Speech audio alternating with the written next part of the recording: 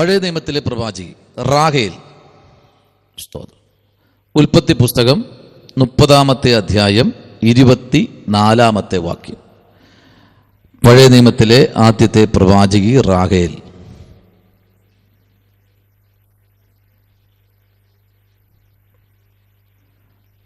റാഹേൽ ഉൽപ്പത്തി പുസ്തകം 30:24. ഒരാളിനൊന്ന് വായിക്കാമോ? ഉൽപ്പത്തി 30 അധ്യായം 24 വാക്യം.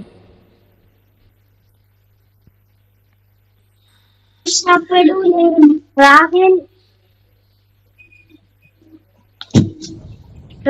യോസേഫിനെ പ്രസവിച്ച ശേഷം യാക്കോബ് ലാബാനോട്, ഞാനെന്റെ സ്ഥലത്തേക്കും ദേശത്തേക്കും പോകുവാൻ എന്നെ അയക്കണം. ഉൽപ്പത്തി പുസ്തകം 30 അധ്യായം 24 വാക്യം. ഒന്നുകൂടെ യഹോവ എനിക്ക് ഇനിയും ഒരു മകനെ തരുമെന്നും പറഞ്ഞ് അവന് യോസേഫ് എന്ന് പേരിട്ടു. മതി. 25 വാക്യം നമ്മൾ വായിക്കുമ്പോഴാണ് നമുക്കവിടെ കാണാൻ കഴിയുന്നത്, റാഹേൽ യോസേപ്പിനെ പ്രസവിച്ച ശേഷം യാക്കോബ് ലാബാനോട് ഞാൻ എൻ്റെ സ്ഥലത്തേക്ക് ദേശത്തേക്കും പോകുവാൻ എന്നെ അയക്കണം. നമുക്ക് ആ ഭാഗമെല്ലാം അറിയാം. പഴയ നിയമത്തിലെ ഏറ്റവും ശക്തയായ ഒരു പ്രവാചകിയാണ് റാഹേൽ. Praise the lord. അടുത്ത രണ്ടാമത്തെ പ്രവാചകിയാണ് ദെബോര. നമുക്കെല്ലാവർക്കും ആ പ്രവാചകി അറിയാം, ദെബോര. Price the Lord. ന്യായാധിപന്മാരുടെ പുസ്തകം, പ്രൈസ് ദി ലോർഡ്, 4 അധ്യായം അതിൻ്റെ 4 വാക്യം. ന്യായാധിപന്മാരുടെ പുസ്തകം 4 അധ്യായത്തിൻ്റെ 4 വാക്യം. അവിടെ ഇങ്ങനെ വായിക്കുന്നു, ആ കാലത്ത്, ഒന്ന് വായിച്ചേ, ആ കാലത്ത്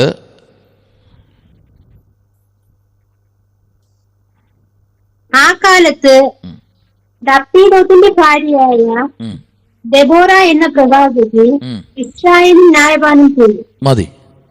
നമുക്ക് ആ ഭാഗം അറിയാം. ഈ ദെബോറ എവിടെയാണ് ഇരുന്നതെന്നറിയാമോ പ്രവചിക്കാൻ? അവൾ ഇരുന്ന സ്ഥലം ഈന്തപ്പനയുടെ ചുവടാണ്. Praise the lord. ആ കാലഘട്ടത്തിൽ പ്രവാചകിമാര് വളരെ ശക്തമേറിയ പ്രവാചകിമാരിൽ ഒരാളാണ് ആമേൻ ദെബോര എന്ന് വെച്ചാൽ ഇസ്രായേൽ മുഴുവൻ ഇസ്രായേൽ മക്കളും ആമേൻ ഈ ദെബോറയുടെ ഈന്തപ്പനയുടെ ചുവട്ടിൽ വരാറുണ്ട്. എന്ന് പറഞ്ഞാൽ എന്തെങ്കിലും അവർക്ക് ലഭിക്കുമോ, ഞങ്ങൾ യുദ്ധത്തിന് പോകുന്നു, അത് ജയിക്കുമോ, ഞങ്ങൾ കിണർ വെട്ടുന്നു, വെള്ളം കിട്ടുമോ, ഞങ്ങൾ കൃഷി ചെയ്യുന്നു, അത് 100 മേനി കൊയ്ത്ത് തരുമോ, ഇങ്ങനെയുള്ള ദൂതുകൾ കേൾക്കുവാൻ, പ്രവചനം കേൾക്കുവാൻ ഈ ദെബോര എന്ന പ്രവാചകിയുടെ അടുത്ത് പോകാറുണ്ട്. Price the Lord. മൂന്നാമത്തെ പ്രവാചകിയാണ്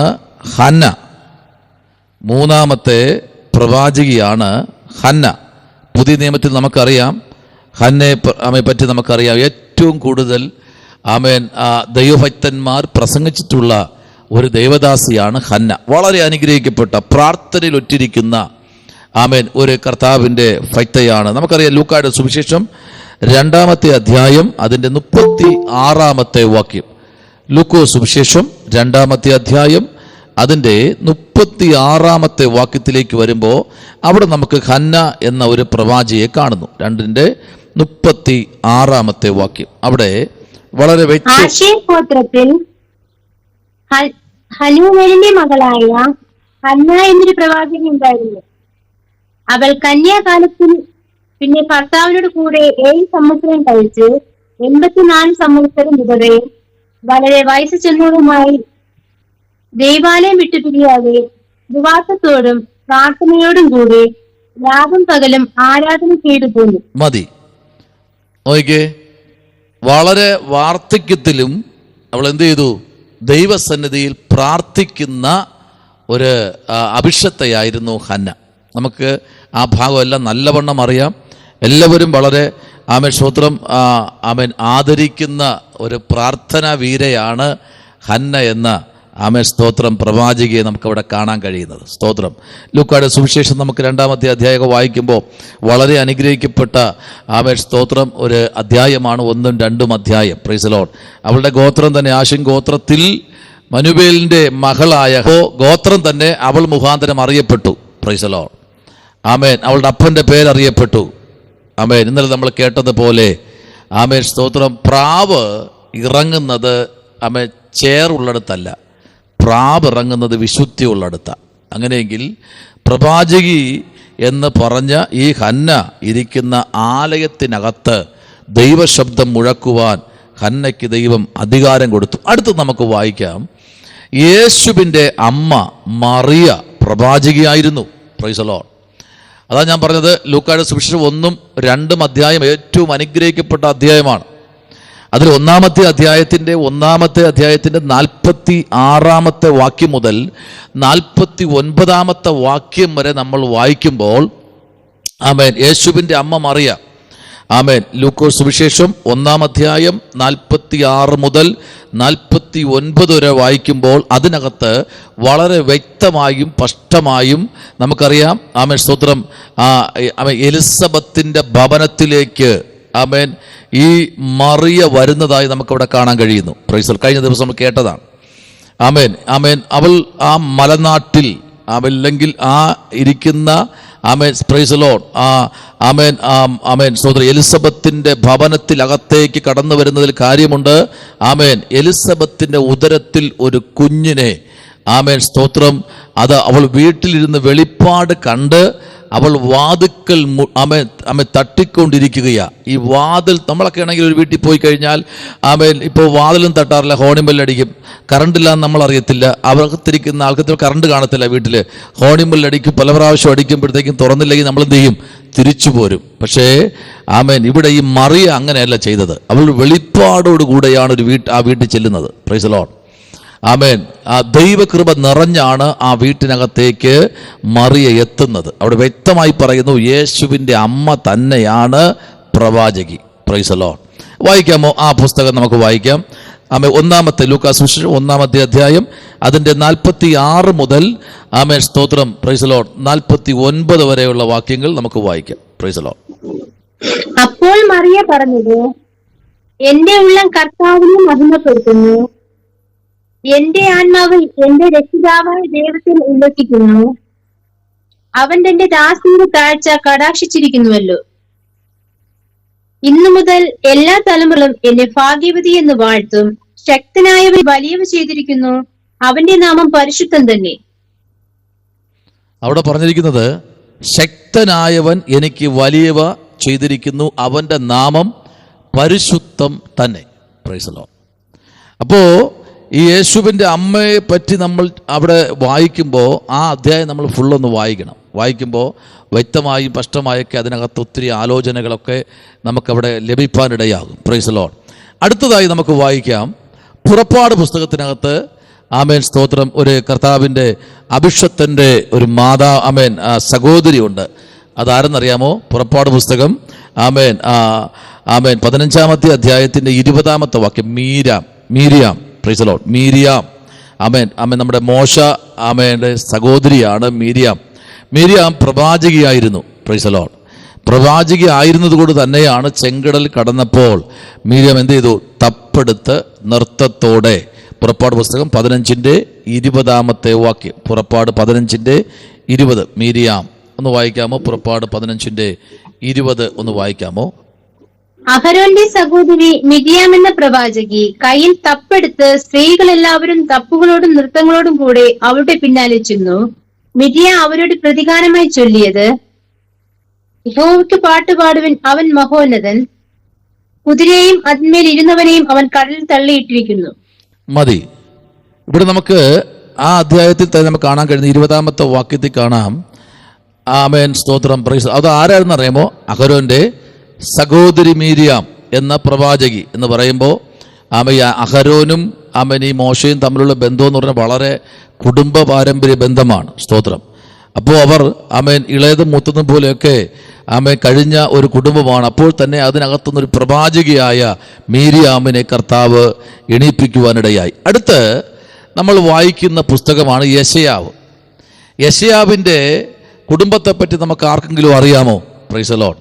യെശയ്യാവിൻ്റെ ഭാര്യ ആരായിരുന്നു അറിയാമോ? പ്രവാചകിയായിരുന്നു. Praise the lord.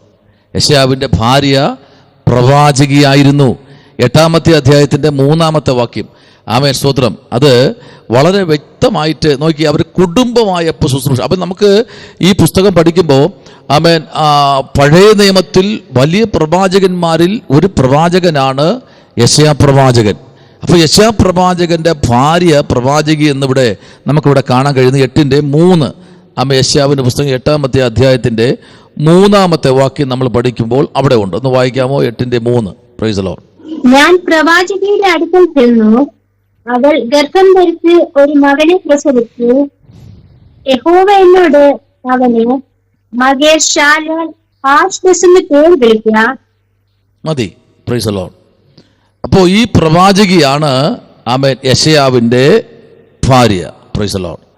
ശ്രദ്ധിക്കണമേ, യെശയ്യാവിൻ്റെ ഭാര്യയെ പറ്റി നമ്മൾ ഒത്തിരി ഇടങ്ങളിൽ നമുക്ക് പഠിക്കാൻ കഴിയും. ഒത്തിരി ഒരു നീണ്ട ഒരു സാഗരം തന്നെയാണ് അത്. ഇത് വരും ദിവസങ്ങളിൽ നമുക്ക് ആ ഭാഗം ചിന്തിക്കാൻ പറ്റും. ആമേൻ, സ്തോത്രം.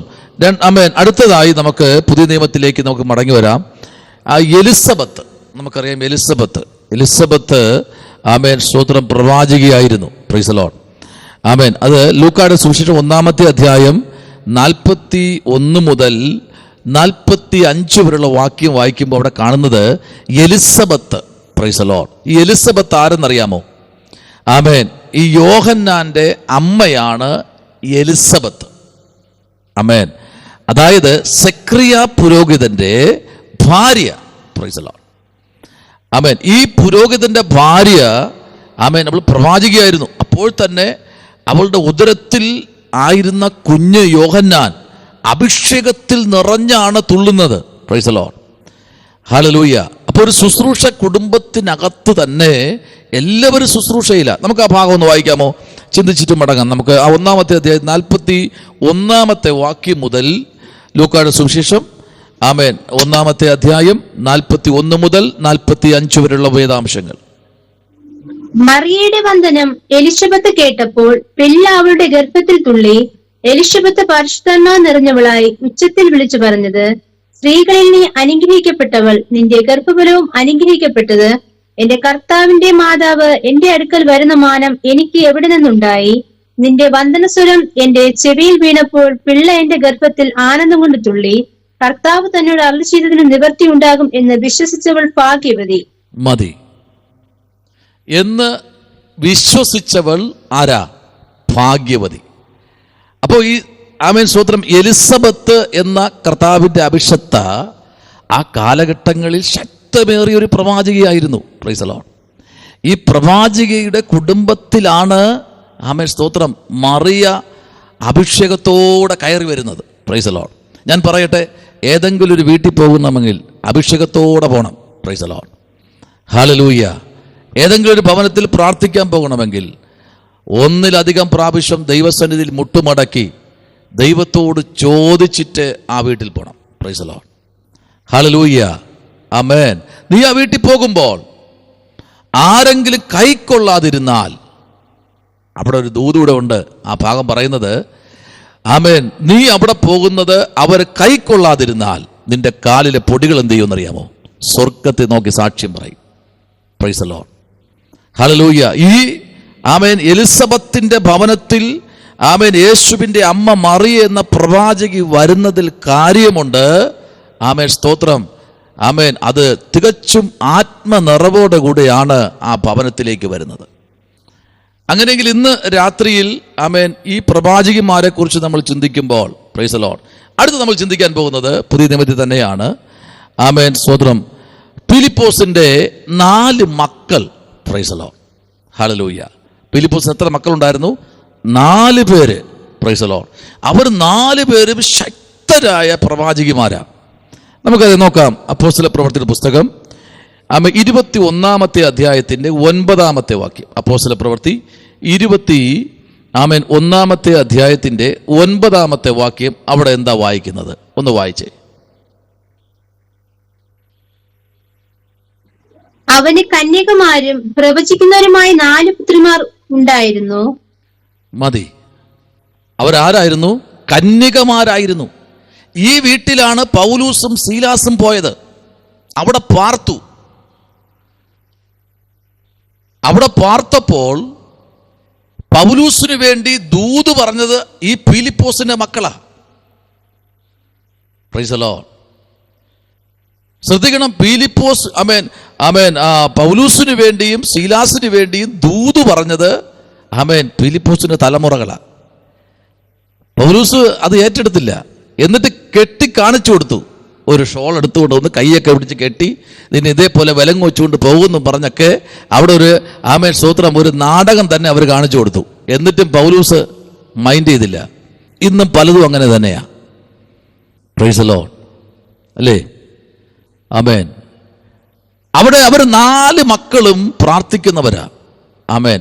ഈ ഷണ്ഡനെ സ്നാനപ്പെടുത്തിയ ആരെന്നറിയാമോ? ഷണ്ഡനെ സ്നാനപ്പെടുത്തിയത് ഫിലിപ്പോസാ. ആമേൻ. ഫിലിപ്പോസിനോട് കർത്താവ് ഇറങ്ങി വന്ന് പറഞ്ഞ് എണീറ്റ് നടക്കാൻ പറഞ്ഞു. സ്തോത്രം. ആമേൻ.